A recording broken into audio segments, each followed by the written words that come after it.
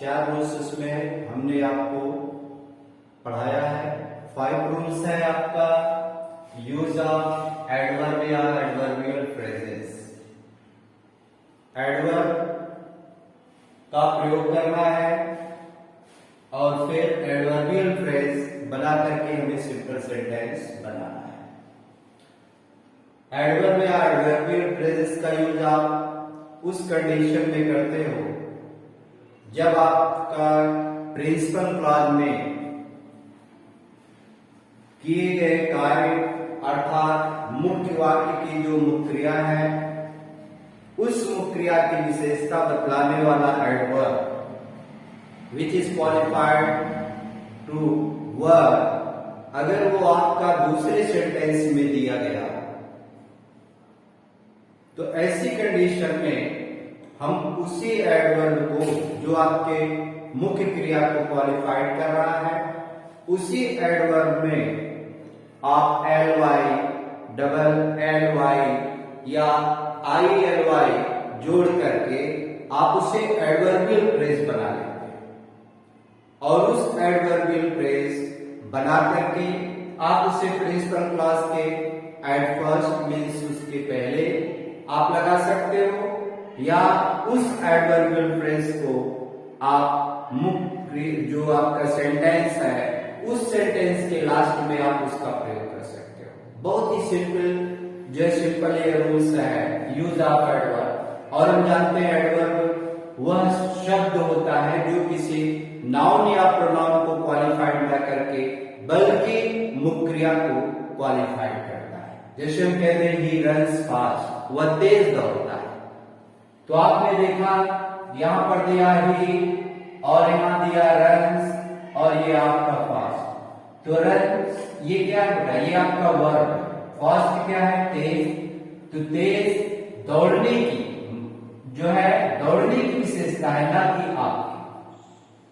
तो कहने का मतलब वह शब्द जो किसी वर्ब को मॉडिफाई करे उसे एडवर्ब कहा जाता है। तो फर्स्ट आपका क्या है, ये एडवर्ब है। इसी एडवर्ब में आप क्या करते हैं, ly या डबल ly या अगर y आता है तो y घटकर ly जोड़ करके यही एडवर्ब आपका एडवर्बियल फ्रेज बन जाता है।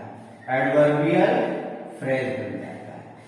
और इस एडवर्बियल फ्रेज को आप क्या करते हैं, इस एडवर्बियल फ्रेज को चाहे आप प्रिंसिपल क्लॉज मीन्स मुख्य वाक्य के पहले यूज कर सकते हो या उसको बाद में भी हम सेंटेंस के लास्ट में भी यूज कर सकते हैं। ये बहुत ही सिंपल जो एक्सरसाइज है, आपको क्लियर एकदम स्पष्ट हो जाएगा कि यहाँ पर हमें एडवर्ब या एडवर्बियल फ्रेजेस का ही यूज करना है, क्योंकि आपको ऐसे सेंटेंसेस दिए होंगे जहां पर मुख्य वाक्य के मुख्य क्रिया की ही विशेषता मात्र दूसरे सेंटेंस में दिया गया होगा। दूसरे सेंटेंस में आपको एडवर्ब के अलावा और कुछ नहीं मिलेगा। उसी एडवर्ब में आपको ly, डबल ly या ily जोड़कर एडवर्बियल फ्रेज बना लेना है और उसे मुख्य वाक्य के पहले या मुख्य वाक्य के बाद में आपको प्रयोग कर लेना है। तो आपका इस नियम के माध्यम से आपका सिंपल सेंटेंस बन जाएगा। जैसे कि आपका सेंटेंस है दिया है he answered on his questions। आपका ये सेंटेंस दिया है he answered all his question. उसने उनके सभी प्रश्नों का जवाब दिया।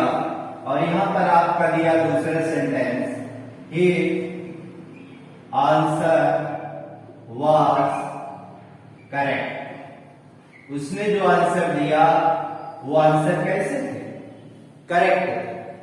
करेक्ट का मतलब सही। तो देखो एक बेटा करेक्ट यही आपका क्या है, ये आपका एडवर्ब है। ये एडवर्ब किसको क्वालिफाइड कर रहा है, आंसर्ड। आंसर्ड क्या है आपका, ये वर्ब है। तो कहने का मतलब ये करेक्ट जो एडवर्ब है वो आपके मुख्य क्रिया को, जो आपका मेन वर्ब की, मेन सेंटेंस की मुख्य क्रिया है, इसको क्वालिफाइड कर रहा। दूसरे सेंटेंस में आपने देखा कि इस एडवर्ब के अलावा और आपके सेंटेंस में कुछ भी नहीं है, तो इसी एडवर्ब आप क्या करें, एडवर्बियल फ्रेज बना लें। तो जैसे करेक्ट का क्या हो जाएगा, करेक्टली, करेक्टली, और यही आप जब स्टूडेंट्स कामा का इस्तेमाल करेंगे और फिर सेम टू सेम सेंटेंस लिख लेंगे, he answered all his questions.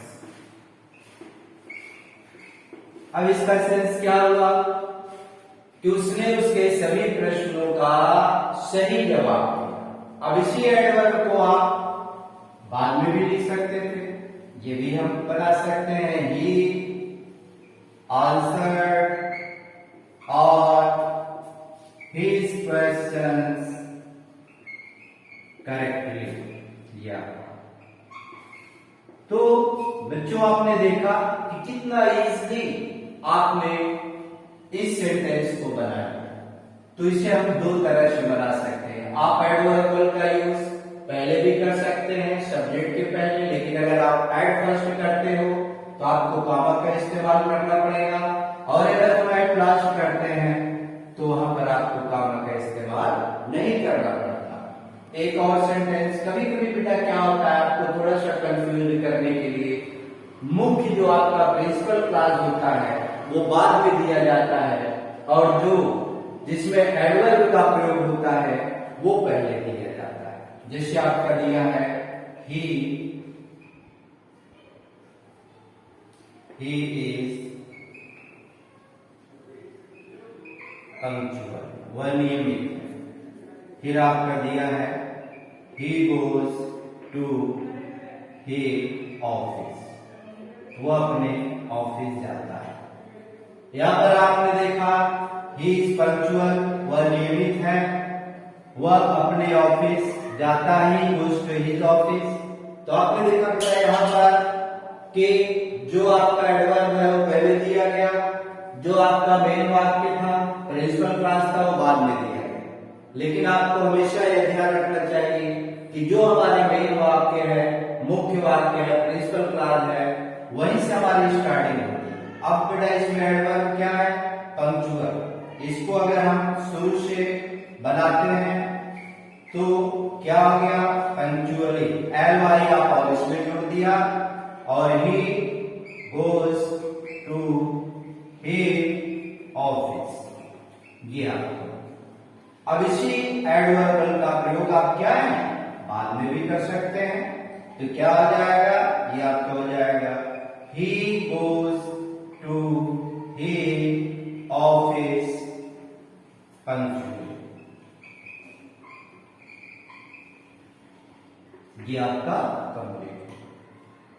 तो आप इस एक्सरसाइज में जो 90 क्वेश्चन होंगे वो केवल आपको LY या ILY लगा करके आपको सिंपल सेंटेंस बनाना है। बाकी 10% में क्या होता है, 10% में और आपको मैं जो रूल्स पढ़ाने जा रहा हूं कि अगर एडवर्ब नहीं दिया, कुछ हमारे ऐसे में शब्द होते हैं कि जिनका प्रयोग किया जाता है। मान लो अगर आपके वाक्य में कभी कभी क्या होता है, आपको कंफ्यूज करने के लिए there should be no delay. Delay means होता है टालना या टाल मटोल करना। कभी कभी आपका प्रिंसिपल क्लास दिया होगा और प्रिंसिपल क्लास के बाद जो दूसरा सेंटेंस होगा वो आपको सेम टू सेम यही सेंटेंस आपको मिलेगा। तो ऐसी कंडीशन में जब आपका सिंगल एडवर्ब ना दिया गया हो, ये आपके पूरे ये फ्रेज दिया हो, तो ऐसे वाक्य में हम क्या करते हैं, इस देयर शुड बी डिले को हटा करके हम विदाउट डिले यूज कर लेते हैं, या आप इनको हटाकर विदाउट एनी डिले का हम यूज कर लेते हैं। और इसे हम मुख्य वाक्य के बाद में यूज कर लेते हैं तो वो आपका सिंपल सेंटेंस बन जाता है। जैसे आपका सेंटेंस, और एक बात का ध्यान रखें, मोस्टली 90% इस रूल से बनने वाले जो भी आपके सेंटेंसेस होंगे वो जो मुख्य वाक्य होता है, जो प्रिंसिपल क्लॉज होता है, मोस्टली आपका इंपरेटिव सेंटेंस में होगा। ये सबसे अच्छी पहचान होती है कि 90% ऐसे जो हमारे क्वेश्चंस होते हैं वो इंपरेटिव सेंटेंस होते हैं। जैसे हमने कहा बाय दिस पेन, आप यह पेन खरीदिए, या आप यह पेन खरीदें। अब आपका यहां दिया है there should be no delay, यानी मतलब आप इस चीज को डिले नहीं कर सकते, टाल नहीं सकते। अब आपका देखो बेटा, आप इसे टाल नहीं सकते या आपको टालना नहीं चाहिए। मेन आपका क्या है, ये आपका इंपरेटिव सेंटेंस है। बाय दिस पेन, आप यह पेन खरीदिए या खरीदें, यहीं से हम स्टार्ट करेंगे। तो ये आपका क्या हो गया, बाय दिस पेन। बस अब आप चाहे ये यूज कर ले, चाहे ये यूज कर ले, विदाउट डिले। अब इसका सेंस क्या होगा, by this pen without delay, मतलब बिना टाल मटोल के, बिना देरी किए हुए आप यह पेन खरीदिए। तो कभी कभी हमें जो है there should be no delay का भी यूज सिंपल सेंटेंस में आपको मिलेगा। तो ऐसी कंडीशन में हम इस पूरे फ्रेज को हटा करके केवल विदाउट डिले या विदाउट एनी डिले का हम प्रयोग कर लेंगे, तो ये हमारा जो है सिंपल सेंटेंस बन जाए। इसी तरह से द थर्ड रूल, इसी में हम पढ़ते हैं कि कभी कभी क्या होता है सिंपल सेंटेंस में आपको the cost does not count, the cost does not count, कीमत की गणना मत कीजिए। कभी कभी आपका ये भी आ जाता है सिंपल सेंटेंस बनाने में कि आपको एक सिंपल सेंटेंस दिया जाता है, कहने का मतलब जिसमें एक प्रिंसिपल क्लॉज होगा और जो दूसरा वाक्य होता है उससे यही वर्ड आपको जो है उसमें आ जाता है, कहने का मतलब the cost does not count. तो अगर आपके प्रिंसिपल क्लॉज के साथ the cost does not count, जैसे फ्रेजल जो है फ्रेज का अगर प्रयोग किया गया, वाक्यांश का प्रयोग किया गया, तो ऐसी कंडीशन में आप क्या करेंगे, इन्हें हटा करके एट एनी कॉस्ट या at any rate, at any cost किसी भी कीमत पर, एट एनी रेट किसी भी कीमत पर। ये आपका इडियम्स भी, किसी भी कीमत पर, इडियम्स एंड फ्रेजेस ये आपका है। तो अगर हमारे वाक्य में कहीं भी सिंपल सेंटेंस बनाने के लिए अगर the cost does not count का प्रयोग होता है तो आप इस पूरे सेंटेंस को हटा करके बस मात्र केवल एट एनी कॉस्ट या एट एनी रेट का प्रयोग कर देंगे, और एट एनी कॉस्ट या एट एनी रेट को आप प्रिंसिपल क्लॉज से जोड़ दें तो आपका वो सिंपल सेंटेंस इस 5 रूल्स के अकॉर्डिंग जो है वो आप बनाएं। जैसे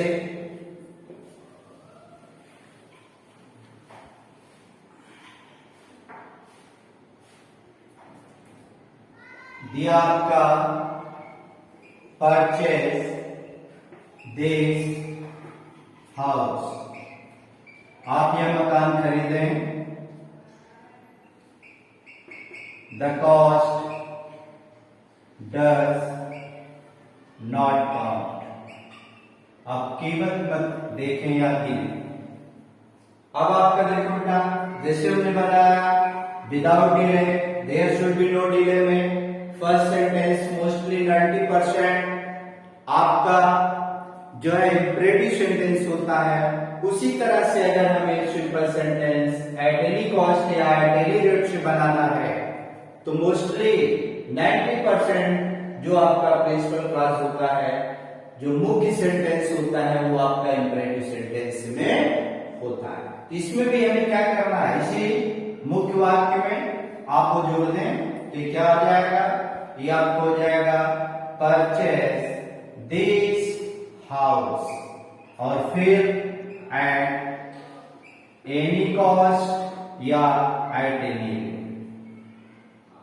आप इसमें जोड़ दें तो ये आपका सिंपल सेंटेंस बन जाएगा। इस तरह से बच्चों मैंने आज आपको सिंपल सेंटेंस बनाने का 5 जो रूल्स होता है यूज ऑफ एडवर्ब या एडवर्बियल फ्रेज, वो मैंने आपको पढ़ाया।